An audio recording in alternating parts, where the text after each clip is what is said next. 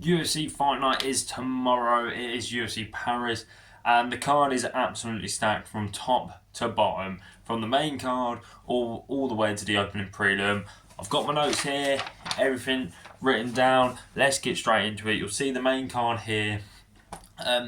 We'll go from the main event on downwards, and yeah, so the main event in the middleweight division, Nassourdine Imavov, ranked number 2, going against Caio Borralho, ranked number 7. Nassourdine is 16-4. Borralho is 17-1. Decent names on the records. It's that middleweight, obviously. So Nassourdine's beating some really good guys. You know, you got Israel Adesanya last time out, knocking him out. Knocking out Jared Cannonier and going the distance last time in UFC Paris against Brandon Allen. 3 big names in the middleweight division, especially the Israel Adesanya one. I mean, that one I was very disappointed in because I thought Adesanya could have won that one. But Nassourdine, being Nassourdine, he's got dynamite in that right hand. Pardon me, sorry. Caio Borralho, I've only got 2 good names for him. I don't think he's got some good other names, but ranked guys, he hasn't got many. And he's beat Jared Cannonier, that's the one that got him near to the top 5. Before that, Paul Craig, but Paul Craig was only ranked in the top 15, like, for a minute. So he kind of got ranked, fought Borralho, he's out again. So really, the only notable name that Caio Borralho's got is Jared Cannonier, but it was a great fight. It was. If you haven't watched it, give it a watch. It's definitely worth watching. This is definitely the number 1 contender matchup for the middleweight championship. Obviously, we had 2 weeks ago Hamzat v Dracus du Plessis. Hamzat the new champion. Sadly, I don't think anyone's beaten Hamzat. But if anyone can, it's these 2 or the main event in I think a month or 2. RDR René de Ridder versus Anthony Hernandez, but that's a separate video itself. But yeah, who do I think is going to win? Who do I think's got the better chance of winning? I think it's Caio Borralho, or Borralho, however you want to say it. I think Caio's kickboxing is a lot better. It's a lot more, set up, sneaky. I think his grappling's a bit better. Obviously, fighting from the fighting nerds. Fighting nerds are taking over at the minute, to be fair to him. And I just think he's more well-rounded, but at the same time, you've got to give the experience to Nassourdine, because Nassourdine, obviously, being in there with a former champion in Israel Adesanya and knocking him out as well. Knocking out Jared Cannonier. Caio didn't knock out Jared Cannonier, went the distance, and he's also went the distance with Brandon Allen. So he's got more experience with the top names. So it's kind of a 50-50. This fight is 50-50. I really don't know who's going to win.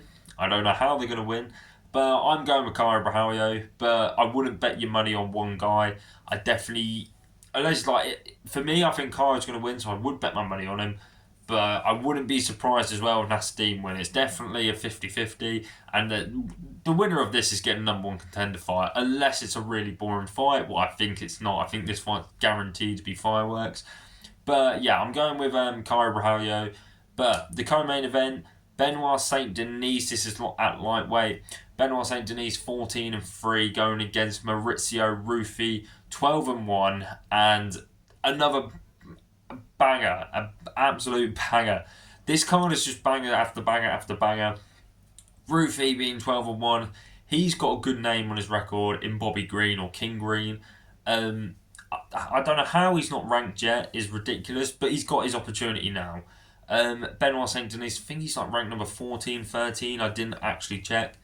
But yeah, Benoit Saint Denis, I actually haven't got any good names, notable names on my lists. I've got the names, good names, record, and blah blah blah. But for Benoit Saint Denis, I don't think he's beaten anyone at near top 15 level. He come against Dustin Poirier, looked amazing in the first round, looked unstoppable. And then second round, Dustin Poirier just generally destroyed him. And then last time out in UFC Paris, main evented against Renato Moicano and got battered from the first round to the end. I think it ended in round 3, going into round 3. Got cut here, hit everywhere. It was awful. One of the worst, not worst stoppages, but it was a good stoppage, but it was so bad. It was just cut after cut after cut. It was awful to see. But yeah, I think Rufi's going to win this one with flying colours. I really think he's the new breed of the lightweight division. His striking is 10 times better than Benoit Saint Denis. I'd actually give Benoit Saint Denis probably the grappling advantage. Maybe jiu-jitsu goes to Rufi, but wrestling, Benoit Saint Denis. But yeah, this is going to be an absolute banger. Rufi's from the Fighting Nerds as well. I quite like the fact that the main event's from a Fighting Nerd guy and the co-main event's Fighting Nerd guy. But yeah, I'm going with Maurizio Rufi, and I can see him doing it by knockout in the first round. I think there's definitely levels to this game, to MMA, and I think Rufi's 10 times higher level. But I could be wrong. But the only reason why I say Benoit Saint Denis is going to lose is because every time he's had a decent test, he's lost awfully. Apart from Dustin Poirier, he's twice. He's come up twice against top guys and lost. The Renato Moicano one was awful. He got destroyed. At least in the Dustin Poirier one, he had a good first round. He looked so dominant. It looked like he was actually going to win. And then the second round, he got battered. So yeah, I'm going with Rufi with this one. The feature bout, if you want to call it, whatever, in the light heavyweight division, Mikhail Bakaskas, I think I pronounced that wrong, but you guys can see the card right here. You can see it. So 18-6, not an awful record. Going against Paul Craig, 17-9 and 1 draw. Bakaskas, I haven't got any good wins on there either. Maybe Ian Clutenlaba. That's the only guy. I wouldn't even say Ian Clutenlaba's good. But for Paul Craig, I mean, this guy is probably the most... He's like the Michael Johnson of the light heavyweight division. He's. I'm not going to say he's awful, but he's not amazing. But he has got some really good wins on his resume. The current light heavyweight champion, Ankalaev, Makhmov Ankalaev, submitted him in the last minute of the fight. The former champion in not Paul Craig, that's who's fighting. Jamal Hill, sorry. Yeah, so that's 2 champs.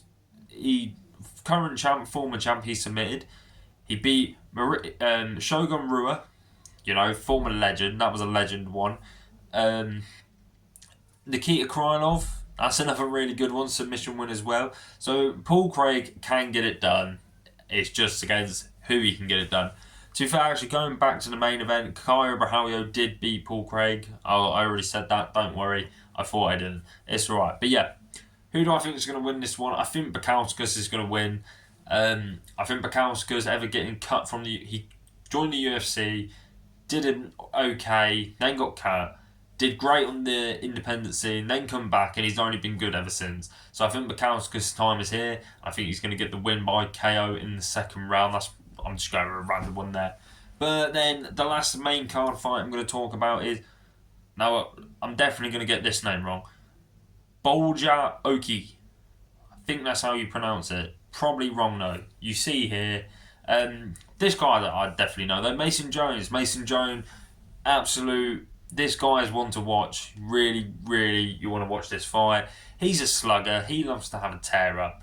He's fun to watch, Last time out, going against Jeremy Stevens and having one of the fight of the year, matchups. It was a slugfest. If you like your slugfest, give that one a watch as well. But obviously, I'm just going to call him Oki. Okay. 10-2. That's a really good record. And then Mason Jones being 16-2. Another really good record. It's at lightweight. I think we're guaranteed a banger.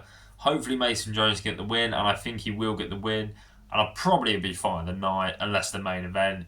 But that's definitely there to be a main event. But that's the main card. I'm going to show the prelims here. Names to look out for on this card, just for future guys. I've got Sam Patterson at welterweight.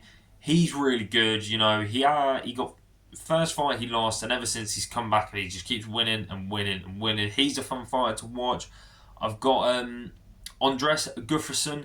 He, in the welterweight division, is a problem. He's like the welterweight Marab. His wrestling's really good. His takedown's really good. His cardio's phenomenal, and he's going against a really good opponent in Rinat, and that should be another absolute banger. So give that a watch. You'll see, obviously, on the side with the prelims.